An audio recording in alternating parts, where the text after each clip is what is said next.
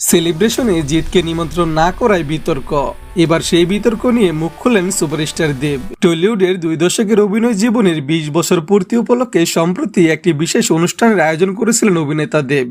সেই অনুষ্ঠানে উপস্থিত ছিলেন ইন্ডাস্ট্রির বহু পরিচিত মুখ। তবে নজর কেড়েছে সুপারস্টার জিতের অনুপস্থিতি। এই বিষয়টি নিয়ে শুরু হয় নানা জল্পনা।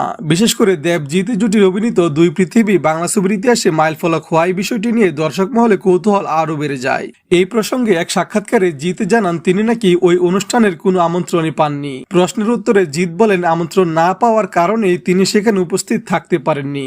জিতের এই মন্তব্যের পর অবশেষে নীরবতা ভাঙলেন দেব। নিজের অবস্থান স্পষ্ট করে দেব বলেন, প্রত্যেকে নিজের মতো করে প্রশ্নের উত্তর দিয়েছেন, তবে কেউ যদি তাকে নিয়ে কোনো বক্তব্য রাখেন তাহলে সরাসরি তার কাছে জানতে পারতেন।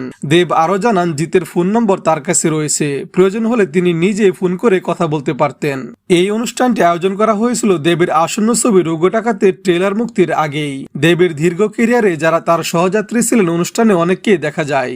তবে জিতের পাশাপাশি এই অনুষ্ঠানে অনুপস্থিত ছিলেন শুভশ্রী গাঙ্গুলী ও পায়েল সরকারও। এই অনুপস্থিতি ঘিরে টলিপাড়ায় নতুন করে আলোচনা শুরু হয়েছে।